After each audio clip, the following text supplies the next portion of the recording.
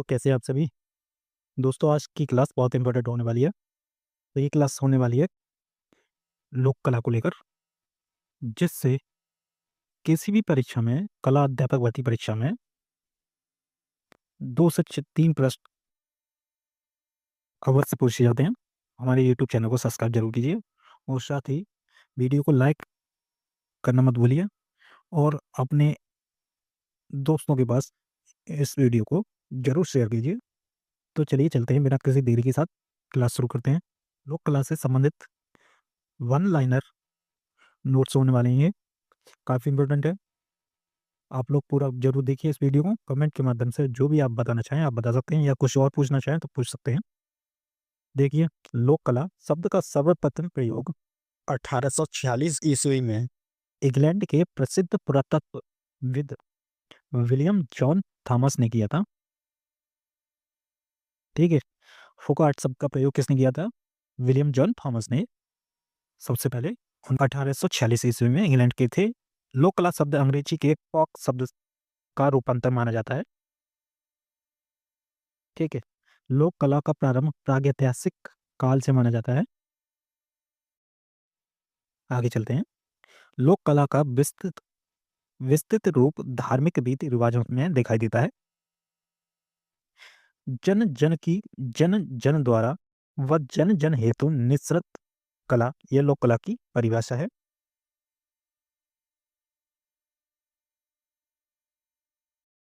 लोक कला मानव समूह की सहज अभिव्यक्ति का एक स्वरूप ही लोक कला है। लोक कला में पशु पक्षियों का चित्रण मांगलिक दृष्टि से किया गया है, यानी कि शुभ माना जाता है। हड़प्पा सभ्यता में लोक कला का उदाहरण मृग भांडों पर प्राप्त होते हैं, यानी कि वहां से जो मिट्टी के बर्तन मिले हैं उन पर लोक कला के उदाहरण प्राप्त होते हैं, उन पर चित्र बने हुए प्राप्त हुए हैं। मौर्य काल में लोक कला यक्ष यक्षिणी प्रतिमाओं के रूप में दिखाई देती है।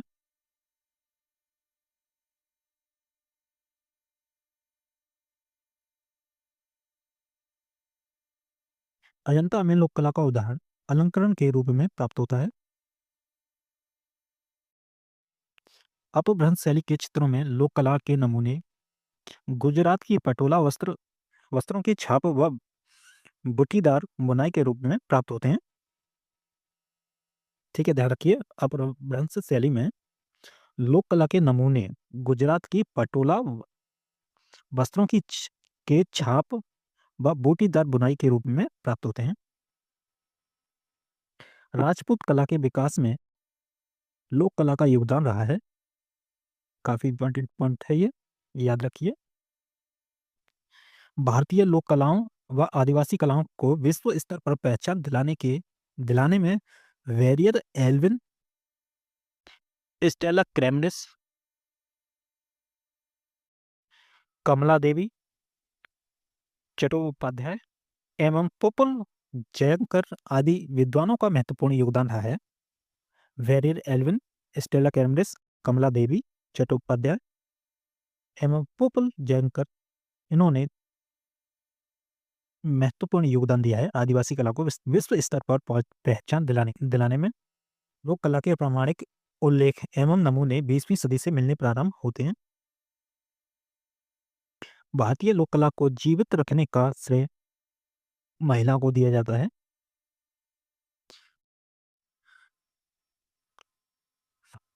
सांझी कला, देखिए, सांझी कला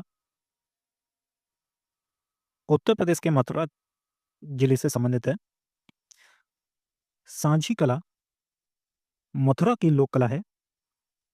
सांझी का अर्थ होता है सज्जा, श्रृंगार या सजावट। सांझी के कई प्रकार देखने को मिलते हैं, जैसे कि गोबर की सांझी, सूखे रंगों की सांझी, पानी के नीचे सांझी, पानी के ऊपर सांझी, ये लोक कला के प्रकार हैं। सांझी कला भगवान कृष्ण से संबंधित है, याद रखिए। सांझी प्रमुख रूप से गोबर से दीवारों पर बनाई जाती है। ध्यान रखिए, किससे बनाई जाती है? गोबर से दीवारों पर। सांची में अविवाहित कन्याएं, याद रखिए, अविवाहित कन्याएं गाय के गोबर एवं पुष्पों द्वारा भित्तियों पर सांझी की सुंदर कला कृतियां बनाती हैं। सांझी मथुरा ब्रज में कृष्ण की उपासना हेतु किया गया आलेखन होता है, आलेखन है। सांझी लोक कला दीवार के साथ साथ भूमि पर भी बनाई जाती है। ठीक है,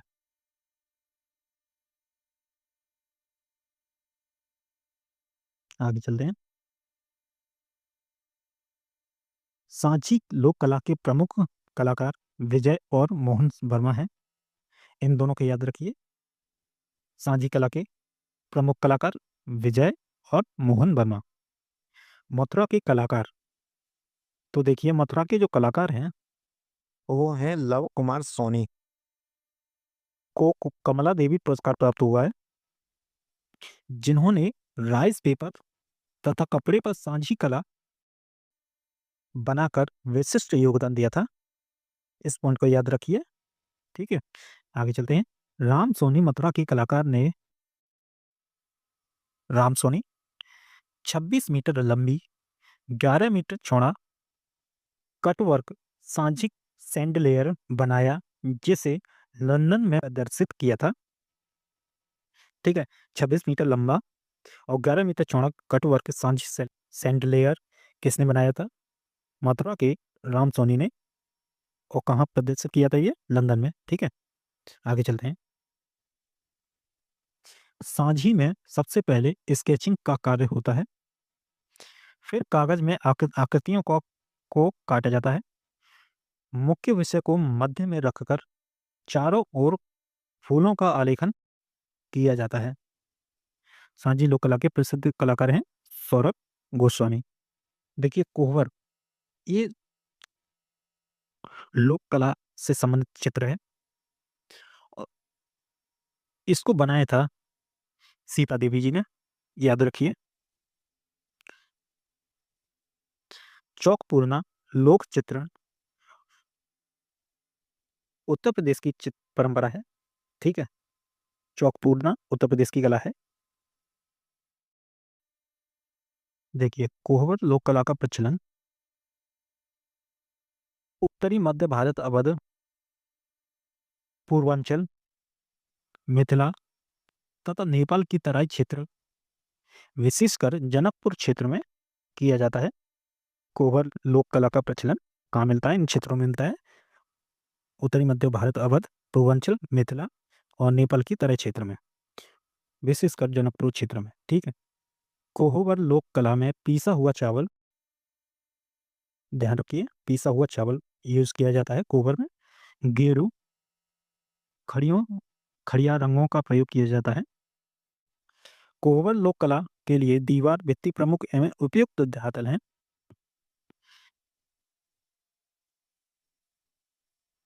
चौक पूर्णा व कोहबर शादी विवाह व मांगलिक कार्यों पर किया जाता है।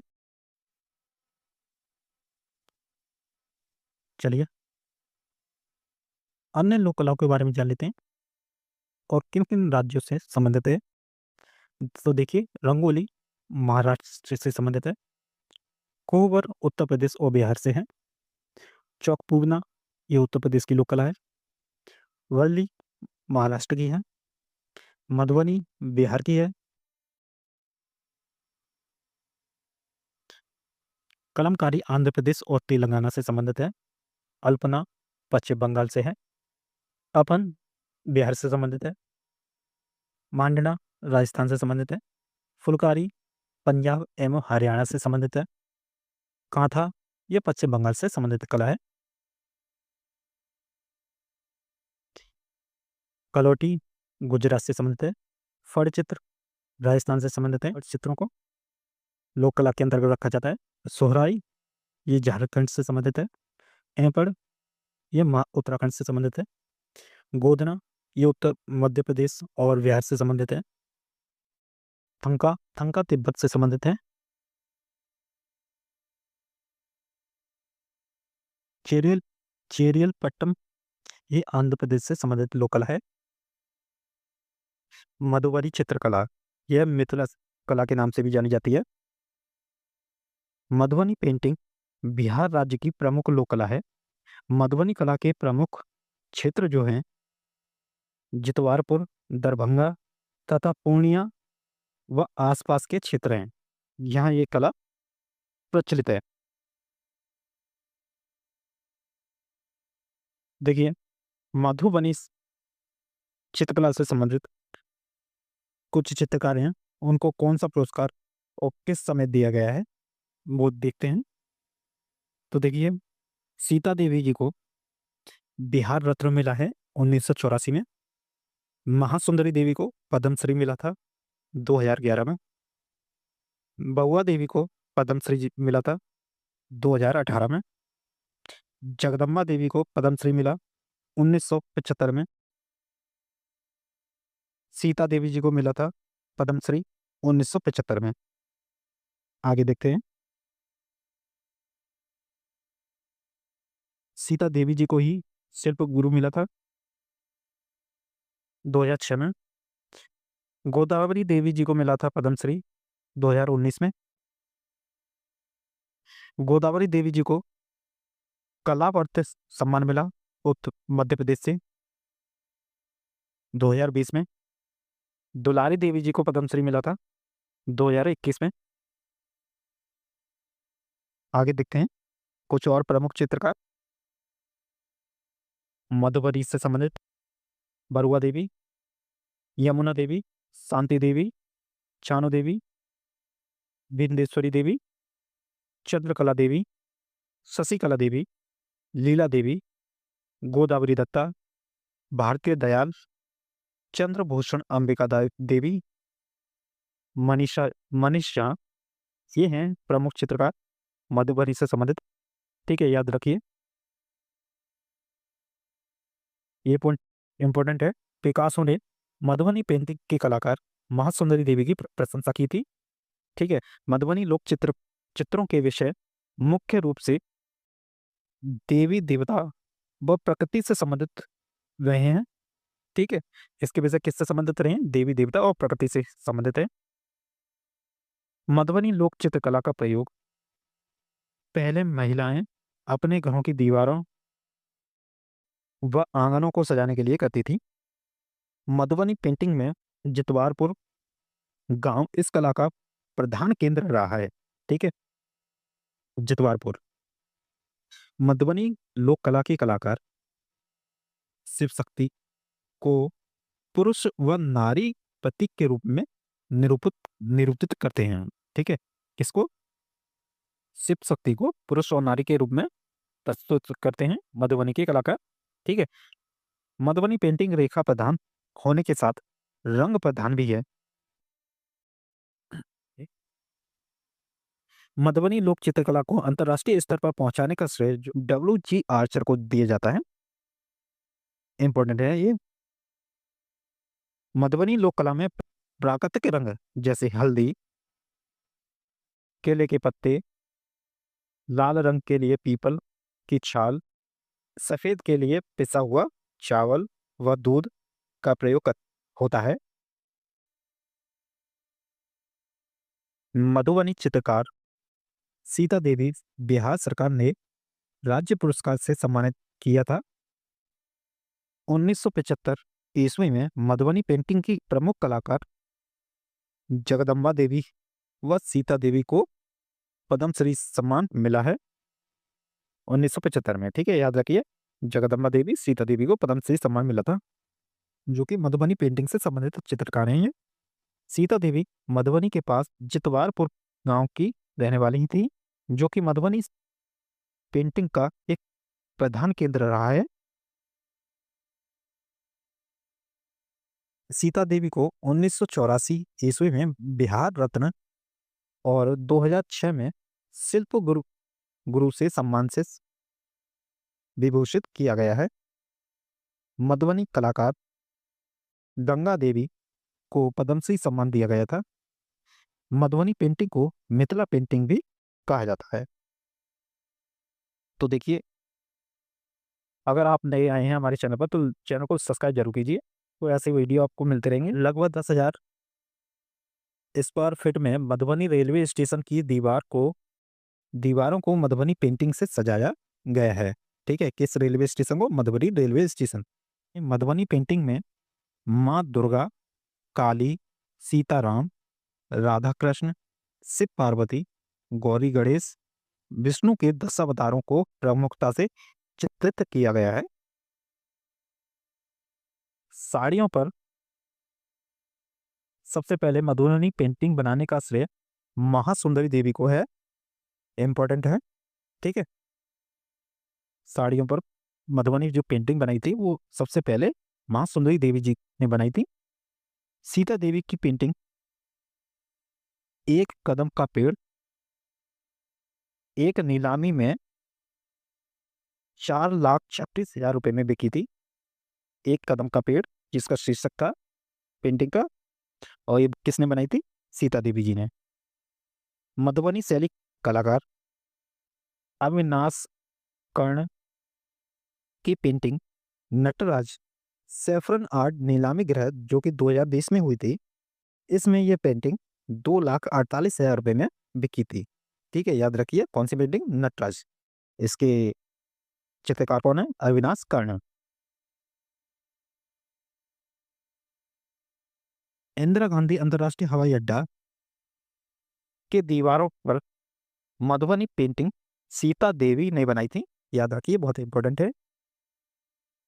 इंदिरा गांधी अंतर्राष्ट्रीय हवाई अड्डे की दीवारों पर जो पेंटिंग बनाई थी, मिथिला पेंटिंग या मधुबनी पेंटिंग, वो सीता देवी जी ने बनाई थी। याद रखेंगे, ठीक है। तो ये था हमारा छोटा सा वीडियो, लाइक जरूर कीजिए अगर आपको पसंद आया। अगले वीडियो में आपको थांका चित्रकला, पिथौरा चित्रकला, कलमकारी, अल्पना, मतलब जो भी लोक कलाएं रह गई हैं वो करा दी जाएंगी। और ये DSSS, TGT PGT, Uttar Pradesh TGT PGT, केंद्रीय विद्यालय, नवोदय और UGC नेट के लिए बहुत ही इंपॉर्टेंट है। तो इसलिए हमारे यूट्यूब चैनल को सब्सक्राइब जरूर कीजिए और वीडियो को लाइक शेयर करना मत भूलिए। मिलते हैं अगले वीडियो में।